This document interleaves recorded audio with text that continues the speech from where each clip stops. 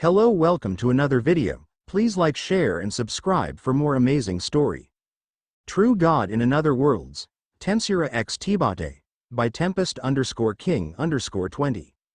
Chapter 58. The decision. Rimuru paused. Cynthia's fingers tapped against the polished mahogany desk, the rhythmic tapping betraying her palpable excitement. Her piercing eyes shone with anticipation as she leaned forward, her gaze locked on mine. "So, have you finally made your decision?" she asked, her voice tinged with a hint of impatience. I let out a weary sigh, already feeling a twinge of regret at the choice I was about to reveal. The plush leather chair creaked beneath me as I shifted uncomfortably. The weight of the decision was heavy on my shoulders. "Yes, Cynthia. I have decided to become a regular professor, as you wish." A triumphant smile spread across Cynthia's face, her perfectly manicured nails stilling on the desk. "Oh, I knew you'd accept that. You have so much knowledge to offer, and the students will benefit greatly from your expertise." She rose from her chair, the soft fabric of her designer blouse rustling as she moved with an effortless grace. Crossing the spacious office, Cynthia reached into a nearby cabinet and retrieved 2 sets of keys, jingling them in her hand as she returned to the desk. With a flourish, she handed over the keys to Art and me, the cool metal contrasting against my warm palm.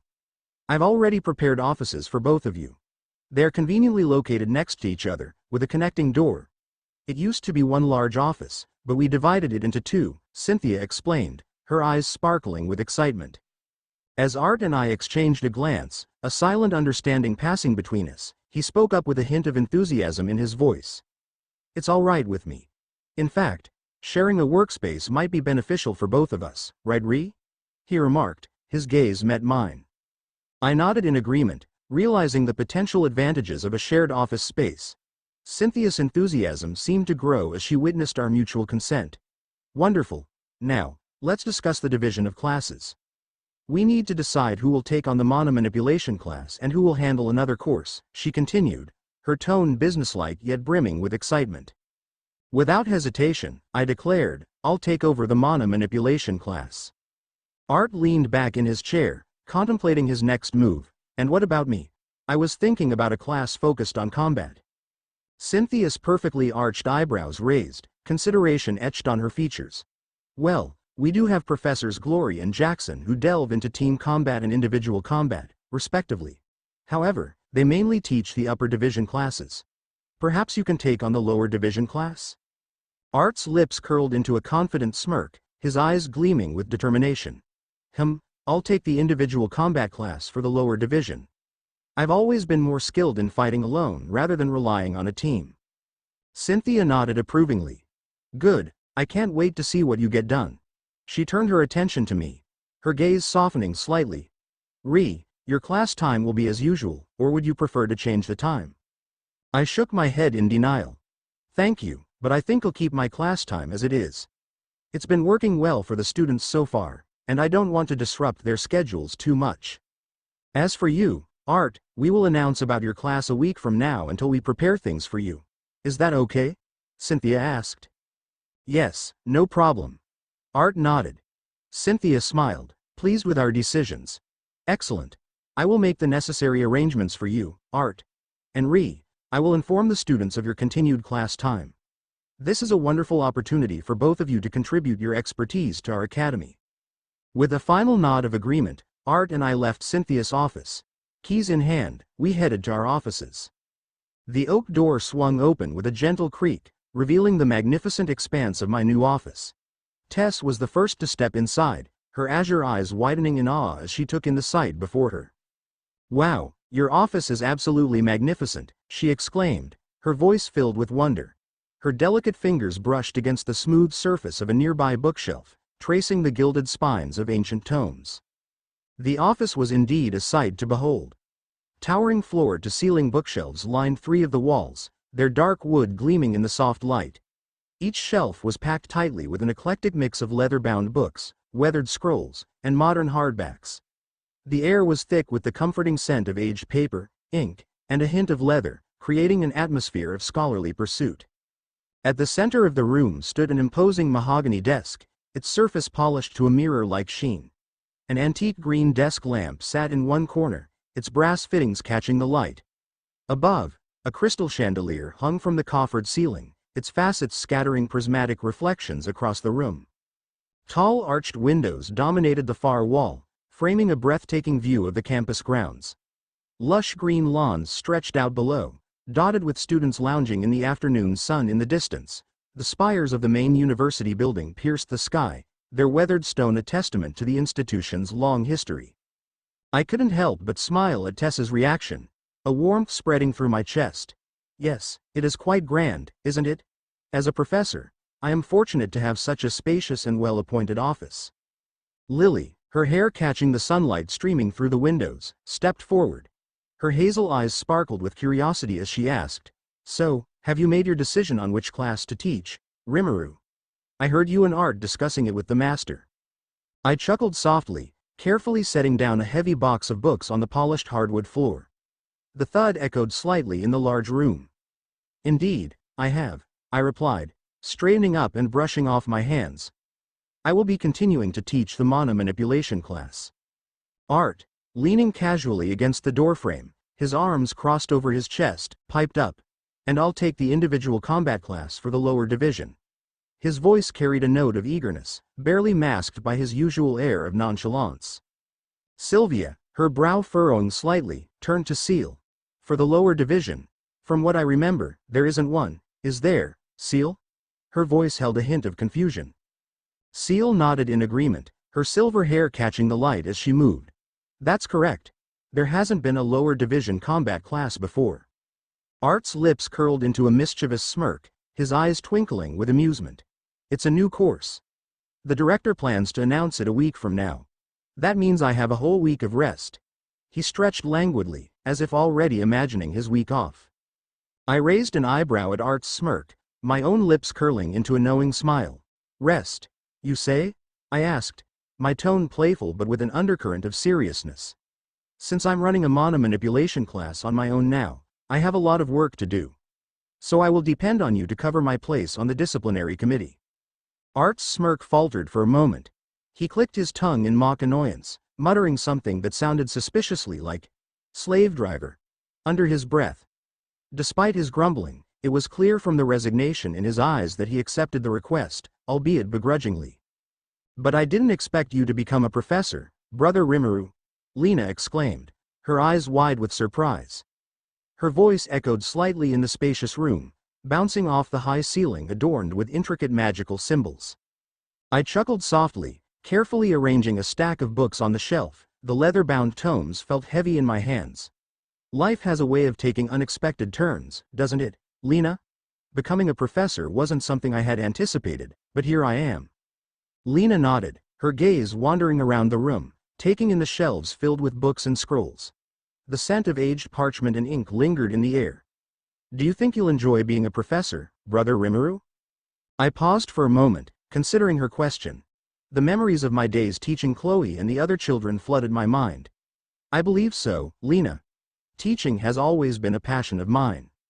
"I have no doubt that you'll excel as a professor, Rimuru. You have a natural talent for explaining complex concepts in a way that's easily understandable." Tess chimed in.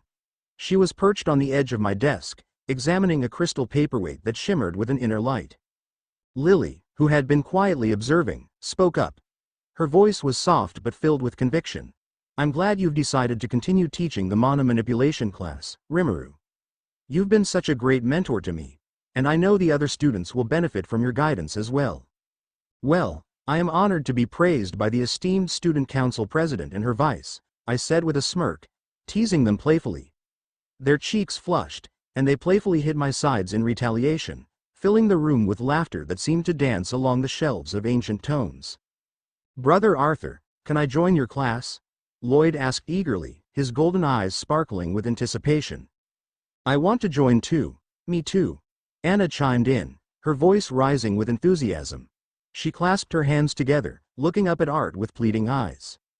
Art leaned against the doorframe, a steaming cup of coffee in his hand. He took a sip, savoring the rich aroma before responding. Of course, you're both welcome to join." "Oh, can we join too?" Seal interjected, suddenly appearing behind Art with Sylvia in tow. Art raised an eyebrow, confusion etched on his face. "Huh? Are you sure about that? Yes, we would be honored to learn from the famous adventurer note, Sylvia said, her voice tinged with a hint of sarcasm that made Art roll his eyes. Do as you want, Art conceded with a sigh, as he reached for a candy from the bowl on the desk. After learning that I and Art had our own office, the girls decided that our office would be their place of rest. So they equipped our office with everything they would need. Lena and Tess sprawled on the plush rug near the fireplace, while Lily curled up in the armchair with a book. Seal and Sylvia commandeered the couch, and Lloyd and Anna settled on cushions near Art's feet. I chuckled softly as I observed the scene, a sense of contentment washing over me. It seems that our office has become quite the cozy gathering spot for all of you, I remarked, my voice warm with affection. Lily looked up from her book, a mischievous glint in her eyes. Well, it's only fair, Rimuru. After all, this office is not just yours anymore. It belongs to all of us now. Anna nodded enthusiastically, her mouth full of a sugary treat. Exactly, she mumbled around the candy. We're like a little family here, and every family needs a place to relax and enjoy each other's company. I exchanged a glance with Art, who shrugged with a resigned smile. Leaning against my desk, I crossed my arms and surveyed the room filled with laughter and chatter. A fond smile tugged at the corners of my lips as I realized that this office, with its books and magic and warmth, had indeed become more than just a workspace. If this is what you guys want, I said softly, my voice barely audible above the happy chatter. Just as we were all getting comfy, the door burst open with a bang that made us all jump. Big brothers, I'm here, Ellie's voice rang out like a little bell. She stood in the doorway, her brown hair a mess and her cheeks flushed from running. Her eyes were sparkling with excitement, and she was bouncing on her toes like she'd had way too much sugar.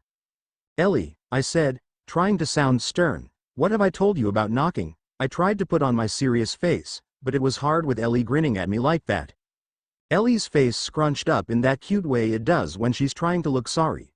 Oops, my bad, brother. I was just so excited to see you. Before I could say anything else, she launched herself at me, wrapping her arms around my waist in a bear hug. I couldn't help but hug her back, feeling all warm and fuzzy inside. Her hair smelled like strawberries, probably from that shampoo she loves so much. I ruffled her hair, making it even messier. It's okay, kiddo. Just try to remember next time, yeah? Ellie nodded so hard I thought her head might fall off. Then she spotted Art and zoomed over to him. Big brother Art. I missed you too. She practically climbed him like a tree. Art chuckled, his usual cool guy act melting away as he hugged Ellie back. Missed you too, Squirt. You been behaving yourself? Ellie put on her most angelic face, which usually means she's been up to no good. Me? Trouble? Never, Ellie declared with a grin that suggested otherwise. While this was going on, I noticed Julia hanging back by the door. She was as calm and collected as ever, looking like an island of tranquility in our chaotic little office. She was holding an envelope like it was made of glass. Mr. Rimuru, she said, her voice soft but clear, I have a message for you. She held out the envelope, and I could see my name written on it in Emma's elegant handwriting. I took the letter, feeling the weight of the thick paper. Thanks, Julia. How've you been doing? Julia gave me one of her smile. I've been well, thank you for asking. I opened the letter, the paper making a satisfying crinkle as I unfolded it. As I read, I could almost hear Emma's voice in my head. My eyebrows shot up as I got to the part about James and Elisa. James and Elisa, huh? I muttered, remembering the two kids. According to Emma, they'd been a big help with some tasks she'd given them. High praise from Emma meant these kids must be something special.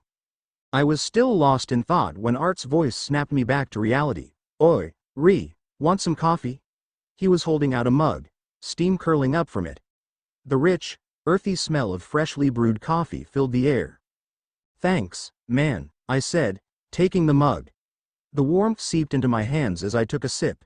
It was perfect, strong and smooth, just how I like it. As I took a sip of the fragrant coffee, the room was filled with the sound of laughter, the rustle of page, and the quiet murmur of conversation. Sunlight streamed through the big windows, catching dust motes in the air and making everything look warm and golden. In that moment, surrounded by the people I cared about, I couldn't help but feel a sense of contentment. Lilia Helsta Pov. I think we can call it a day, Rhys said with a deep sigh, his voice carrying a mix of exhaustion and satisfaction. Beads of sweat glistened on his forehead, and his usually pristine robes were slightly disheveled from the day's exertions. As I lay there, catching my breath, I couldn't help but marvel at how far I'd come since Ri had gifted me the will of the water serpent beast. The journey had been intense, filled with challenges I never imagined I'd face, but also moments of triumph that made it all worthwhile. Our daily routine had become a well-oiled machine. Mornings were dedicated to the intake process with Ri and Art, a grueling exercise in concentration and willpower. We'd sit in a meditative pose, focusing on channeling the beast's energy through my body. It often felt like trying to control a raging river with my bare hands, but with each passing day, the flow became a little more manageable. At night, Seal and Sylvia comprehensively taught me about the water serpents and their features, which often ended with us talking, girl talk, until dawn instead of studying. In these 2 months, I had made significant progress. Thanks to the absorption of mana from the beast's core, I break through to the dark yellow stage, an advanced stage than Tess, and one stage behind Art, who is in the solid yellow stage, but he is on the cusp of breaking through to the light yellow stage. Ri's voice pulled me from my reverie. 6 months. I think the assimilation process will take you 6 months more, he mused, his eyes focused on me with a mixture of pride and contemplation. I bolted upright, surprise evident on my face. 6 months? Isn't that fast? The words tumbled out before I could stop them. In my mind, I'd been preparing for a much longer journey, steeling myself for years of intense training. Ri tilted his head, a small smile playing on his lips. Aren't you happy about that? Well, yes, of course I'm happy, I stammered, feeling a blush creep onto my cheeks. The prospect of completing the assimilation sooner than expected sent a thrill through me, but it also brought a twinge of guilt. But it took Art about 3 years, right? Ri nodded, his eyes filled with understanding. You and Art are different, not just in terms of physical capacity but also in the strength of the beast's will, he explained, his voice calm and reassuring. He settled into a more comfortable position, clearly preparing for a longer discussion. Art began this journey when he was only 4 years old, he started. His small and fragile body couldn't handle the immense power like yours can. Additionally, Art had the will of a dragon, and sulfur monosulfide rank beast, while you possess the will of an S-rank beast. As Ri spoke, I found myself lost in thought.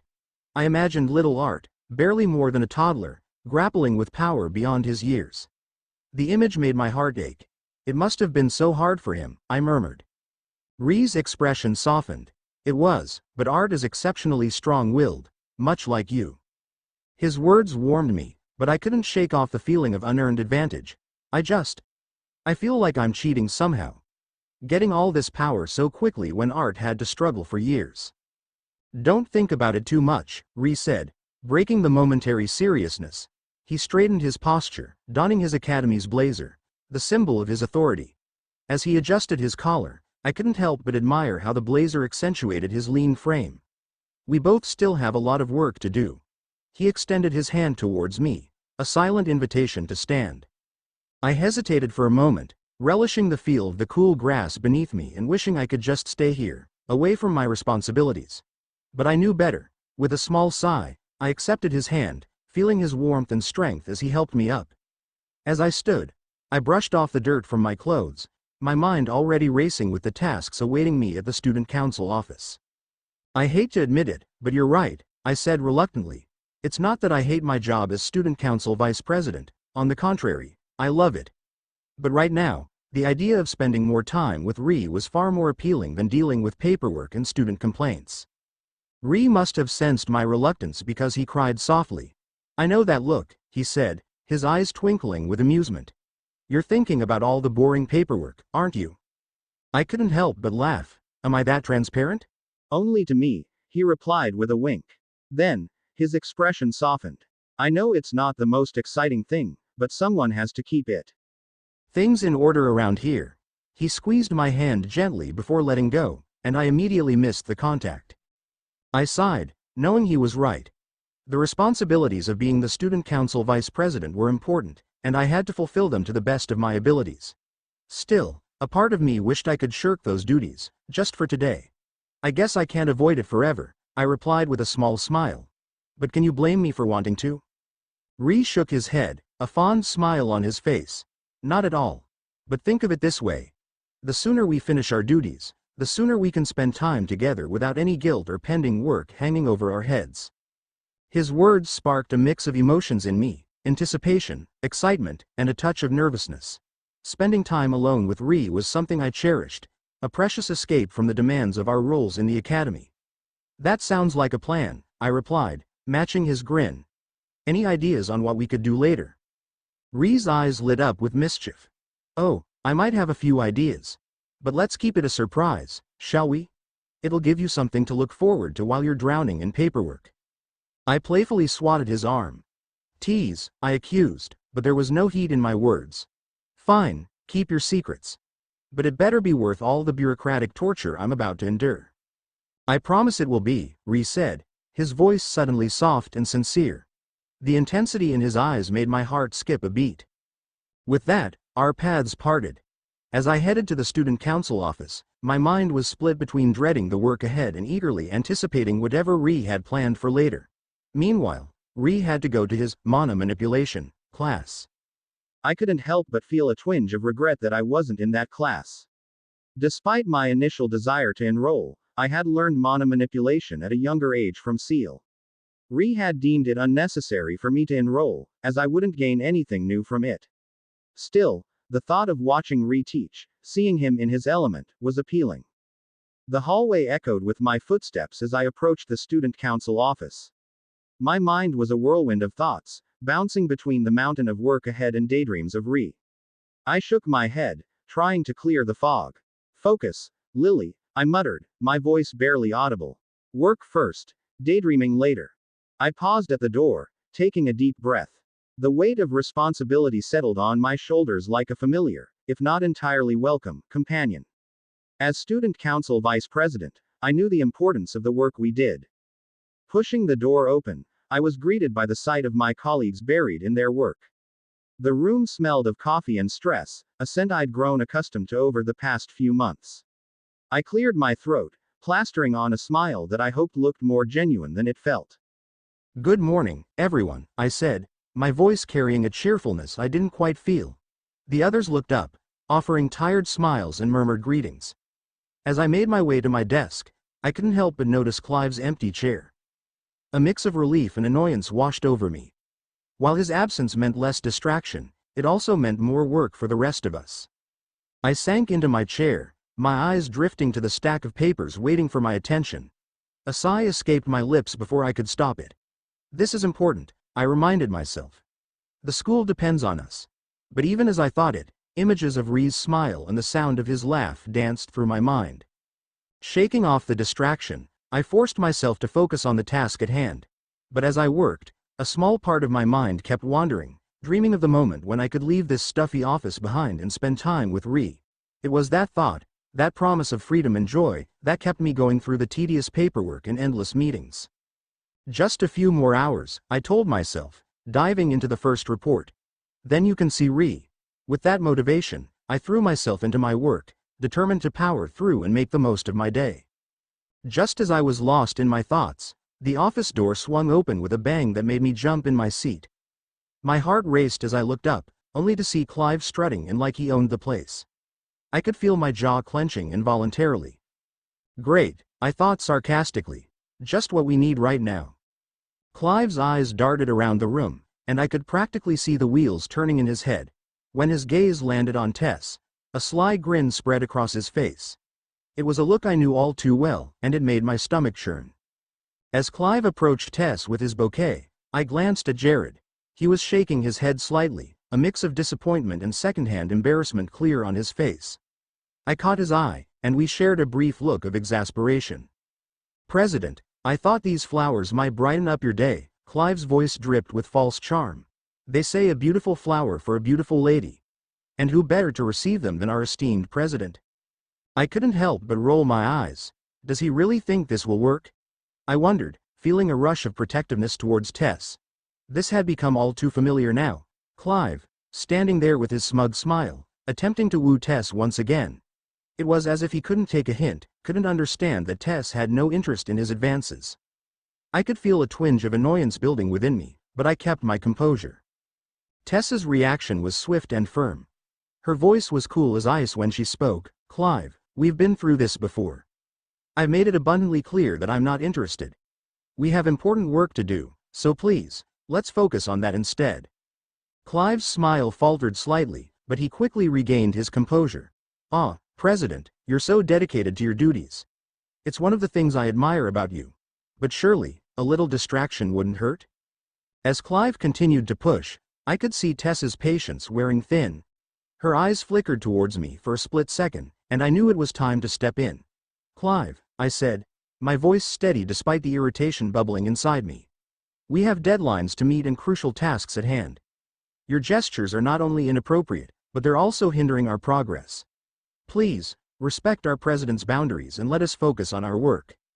The surprise on Clive's face when he noticed me was almost comical. Vice President.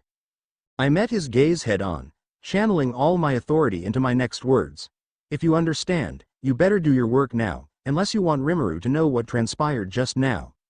I allowed myself a small, satisfied smile as I mentioned Ri's name. Clive's eyes widened in realization, a hint of fear flickering across his face. He knew all too well that Ri would not tolerate any form of harassment or discomfort caused to Tess. The mere mention of Ri's name was enough to send a shiver down his spine, as he knew the consequences that awaited him if Ri found out about his inappropriate advances. Oh, of course, Vice President, Clive stammered, his confident facade crumbling under the weight of his embarrassment. He quickly retreated to his desk, his attention now fully focused on the work in front of him, as if trying to bury his humiliation and salvage what was left of his pride. I couldn't help but feel a small sense of satisfaction at Clive's reaction. Part of me felt a twinge of guilt for using Ri's name like that, but I quickly squashed it. This is for Tess, I reminded myself.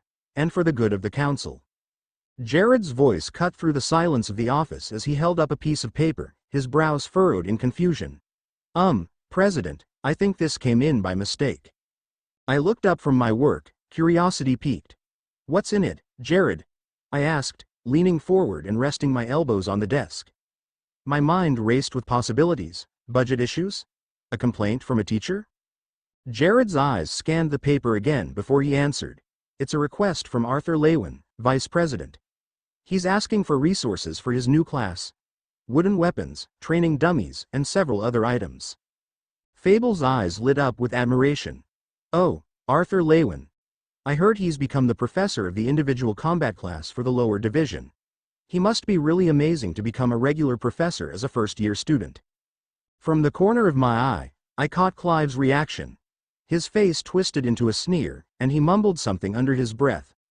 I only caught the words, common, before I shot him a stern look. His arrogance was showing again, and I felt a flash of irritation. Ri's influence might have scared him, but it clearly hadn't humbled him. Well, I can't say I'm surprised, I replied, a hint of pride lacing my words as I leaned back in my leather chair, crossing my arms. Arthur has always been incredibly talented, even as a child. It's no wonder he's been given such a prestigious position. Oh, right, Fable chimed in, her eyes widening in realization. I remember hearing that you two had a relationship. He's your childhood friend, right? Yes, he is, I confirmed, a fond smile tugging at my lips. Shaking myself out of my reverie, I turned back to Jared. Anyway, you should send the request to the appropriate department, Jared. Jared nodded, scribbling a note on the paper before stepping out of the room. Turning back to my work, I tried to focus on the papers in front of me. But my mind kept wandering, to Ri and our plans for later, to the mountain of work still ahead of us. I sighed softly, picking up my pen again. The life of a student council vice president was never dull, that was for sure. But the thought of Ri's smile and spend time with him was enough to energize me. And I dove back into my work with renewed vigor. After all, the sooner I finished, the sooner I could see him. 5 hours later, I lingered in the doorway of Ri's office, my fingers tracing the worn wood frame as I took in the scene before me. The room was bathed in the warm, golden glow of the setting sun, its rays filtering through the half-closed blinds and casting long, finger-like shadows across the cluttered space. Dust motes danced lazily in the air, glittering like tiny fireflies in the fading light. Ri was hunched over his desk, surrounded by teetering stacks of papers that threatened to topple at any moment. His brow was furrowed in concentration, creating little wrinkles that I found oddly endearing. His blue hair, usually so vibrant, looked muted in the amber light, and I felt a sudden urge to run my fingers through it. "I thought we were going for a picnic," I said softly, unable to keep the disappointment from seeping into my voice. My heart sank as I glanced at the wicker basket I'd carefully packed, now hanging limply from my hand. I'd spent the entire day daydreaming about this moment. The two of us sprawled on a checkered blanket, watching the sunset paint the sky in brilliant hues, sharing stories and laughter over sandwiches and fruit.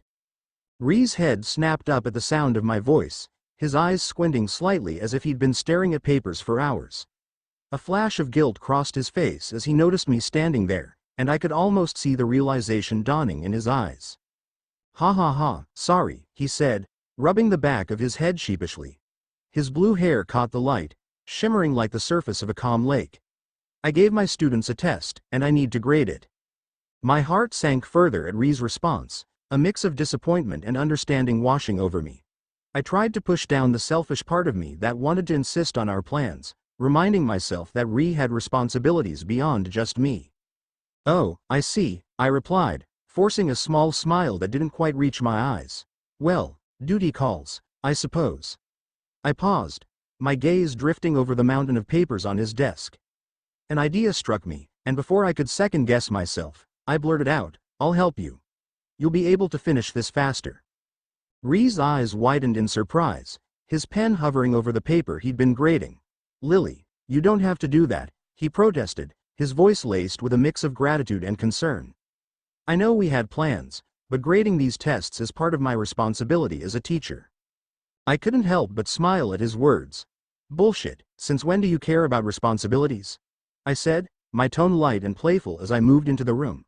I set the picnic basket down on a nearby chair, the wicker creaking slightly. "You're the one who always threw his work at art. Talk about responsibilities?" Ree chuckled at my remark, a hint of amusement dancing in his eyes. The tension in his shoulders seemed to ease a bit. All right, you got me there," he admitted, a smile playing on his lips. As I sank into the worn leather couch, its cool surface a stark contrast to the warmth of the room, I continued my playful assault. "Really, at the time I told you not to throw your responsibilities on others, you were pushing all your work on art." I picked up a stack of tests, the paper crisp under my fingers. "Hey, I promised not to throw my work at Claire. You didn't tell me not to throw it at art," Ree countered, his eyes twinkling with mischief. I chuckled, shaking my head in mock exasperation. "Well, I suppose I'll have to amend that rule then. No more throwing work at Art or Claire," I said, my voice filled with warmth. As we settled into the task of grading, I found myself stealing glances at Ree. The disappointment of our cancelled picnic slowly faded, replaced by a different kind of contentment. The room filled with the soft sounds of rustling papers and scratching pens, occasionally broken by a comment or a laugh. While it wasn't the evening I'd planned, there was something special about supporting Ree in his work, about being a part of his world in this small way. The sunset outside painted the room in warm hues, transforming Ree's cluttered office into a cozy haven. As I caught Ree's grateful smile over a stack of papers, his eyes soft and full of affection, I realized that sometimes, the unplanned moments could be just as meaningful as the ones we carefully arrange. The soft rustling of papers filled the air as I lifted my gaze from the stack of tests I was grading. I could feel a slight tension in my shoulders from hunching over the desk, but the comfortable silence between us was soothing. "By the way, Ree," I said, my voice cutting through the quiet. I fiddled with the pen in my hand, suddenly feeling a bit nervous about broaching the subject. "There was something I wanted to ask you about." Ree glanced up from his own writings, his gold eyes meeting mine. They seemed to shine in the fading daylight, filled with a mix of curiosity and intrigue. A strand of his blue hair fell across his forehead, and I had to resist the urge to reach out and brush it away. "What is it, Lilia?" he asked, setting down his pen and giving me his full attention. I took a deep breath, gathering my thoughts. The question had been nagging at me for weeks, but I'd been hesitant to voice it, afraid of the answer. Finally, I spoke softly, almost hesitantly. "Do you think I will be able to unlock ice magic soon?" My voice was barely above a whisper, but in the quiet room, it seemed to echo. I could feel my heart racing, anxiety and hope battling within me. I had been practicing diligently for weeks, trying to master the ice element. But no matter how hard I worked, it seemed to slip through my fingers like melting snow, leaving me frustrated and doubting my abilities. Ri's expression softened, a thoughtful look crossing his features. He leaned back in his chair, which creaked slightly under his weight. The sound was oddly comforting, familiar in this moment of uncertainty. Ice magic, huh? He mused, his voice warm and contemplative. Well, Lilia, you've been making remarkable progress with your elemental abilities. I have every confidence that you will unlock ice magic in due time. A surge of hope and determination washed over me, my heart quickening with excitement. Truly? You believe so? I couldn't keep the eagerness out of my voice, leaning forward slightly in anticipation of his response. Yes, I do, Ri nodded, his eyes twinkling with something akin to pride. You obtained the beast's will in time, and the best thing is that it was a water beast. I do not think that you will benefit from a will of a wind beast like you will benefit from the will of the water serpent. Your wind magic is at a very high level, and you are very close to unlocking sound magic, he continued, gesturing with his hands as he explained. On the other hand, your water magic is not close to the level of your wind magic. So the water serpent's will help balance your magic and overcome your weaknesses, Ri concluded, his gaze intense as he looked at me. I mulled over his words, my brow furrowing slightly as I considered the implications. A question formed in my mind, and before I could second-guess myself, I voiced it aloud. But wouldn't it be more effective to strengthen my existing strengths? I asked, recalling the teachings I had read in ancient tomes. The leather-bound books in the library had always emphasized focusing on one's natural talents. Typically, it would be more efficient to focus on strengthening my existing strengths, my wind magic in this case. Ri nodded thoughtfully, his expression contemplative. He drummed his fingers lightly on the desk, a habit I'd noticed he had when deep in thought. Indeed, focusing on bolstering your existing strengths is a common approach, he acknowledged. However, in your case, achieving a balance in your magical abilities could lead to greater mastery overall.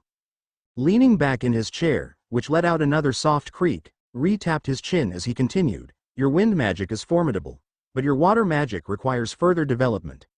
Unlocking the water serpent's will could provide a harmonious balance to your elemental skills, making you a more versatile and adaptable mage. All right, I understand, I said, nodding decisively. I'll focus on strengthening my water magic first, and then see about unlocking ice magic. A smile spread across my face, genuine gratitude warming my voice. Thank you, Ri, for your guidance. Anytime, Lilia, anytime. Ri replied with a warm smile that seemed to light up the room more than the setting sun outside.